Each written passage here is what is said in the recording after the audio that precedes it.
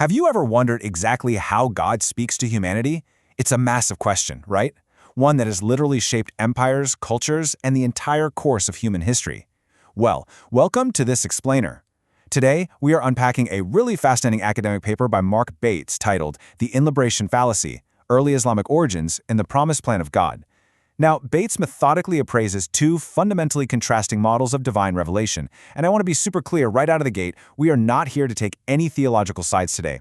We're just going to walk through how Bates uses historical criticism and biblical theology to objectively stress test the foundations of these major belief systems. It's honestly an incredible, architectural review of how different traditions understand the way the divine communicates. Okay, let's look at our agenda. 1. Two models of revelation. 2. Testing the historical record. 3. The Islamic Dilemma. 4. The Promised Plan framework. And 5. Conclusions for dialogue. Let's dive right in. Starting with Section 1. Two models of revelation, contrasting the foundations.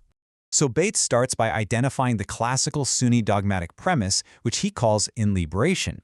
Now, you've probably heard of Incarnation, the Word made flesh, but Inlibration is the divine Word made book, or Kalam Allah. In this model, revelation is understood as an uncreated, eternal text. It's delivered by direct, mechanical dictation to a human recipient.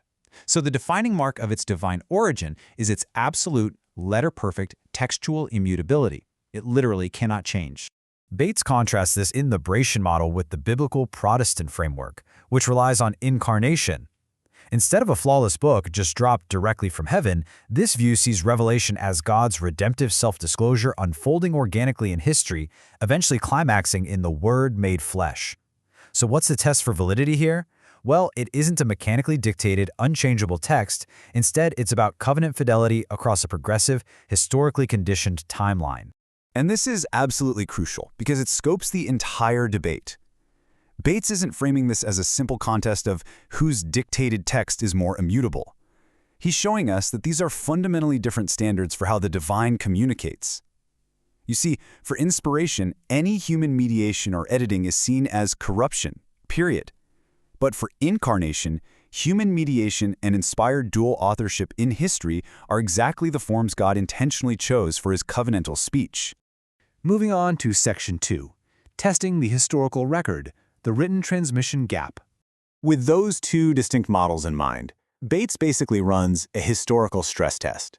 He takes the ordinary historiographical standards that are often applied to the Bible, and he applies them directly to the standard Islamic narrative. And what he does, he points out a pretty significant written transmission gap.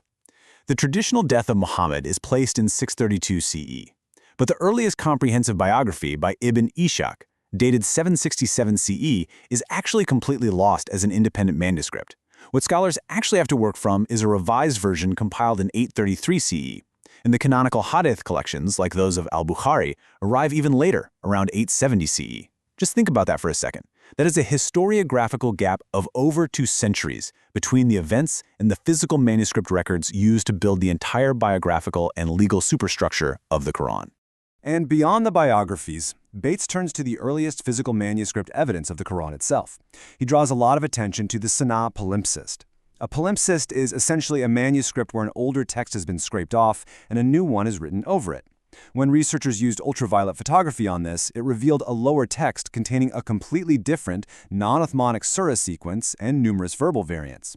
Now, Bates notes this doesn't mean it's some rival scripture, but it acts as a companion-type recension, an early alternative edit of the text, and that demonstrates that early written transmission was fluid enough that it required later editorial convergence. To back this up, Bates cites the work of scholar Daniel Brubaker, who has actually documented immense textual variations across early manuscripts. And we are not just talking about a few ancient typos here.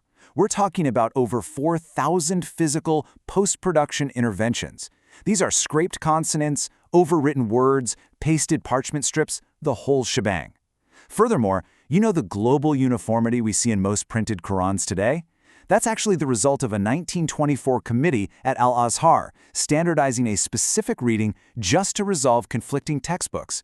According to Bates, a book whose public life includes thousands of physical corrections, multiple canonical readings, and a modern print standardization, well, it severely challenges the foundational premise of a pristine, letter-perfect dictation.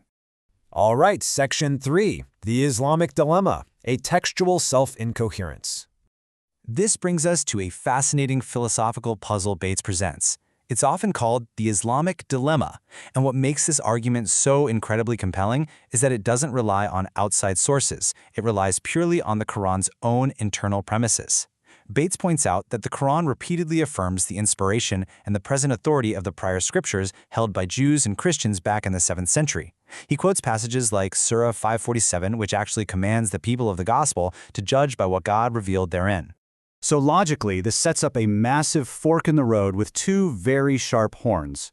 Horn A: if the 7th century biblical text was preserved and intact, then the Quran is confirming books that already contradict its own later claims.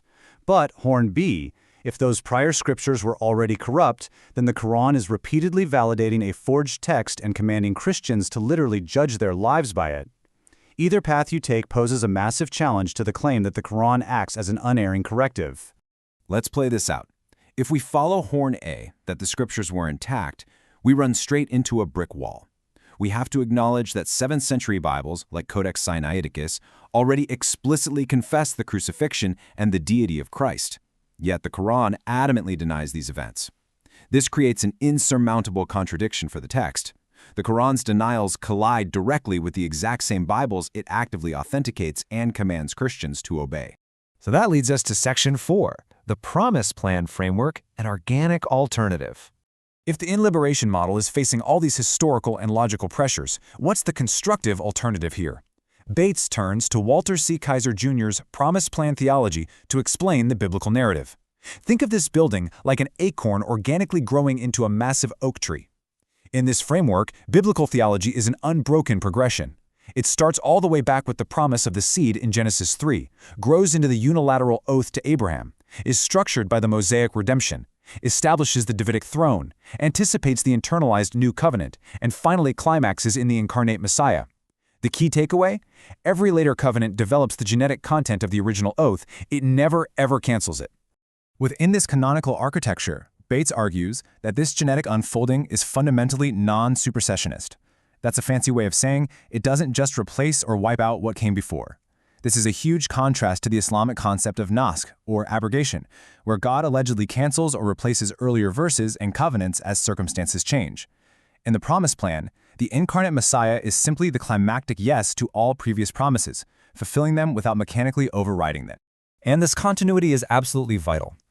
Bates asserts that both Christian replacement theology and Islamic theology actually err when they claim that ethnic Israel has been permanently replaced or canceled. Pointing to Romans 11, which states that the gift and calling of God are irrevocable, Bates emphasizes that Gentile believers are simply grafted into the existing tree. The covenant remains completely intact, honoring those sworn oaths made across history. And this isn't just academic theory. It dictates how these faiths view their historical validity from the ground up.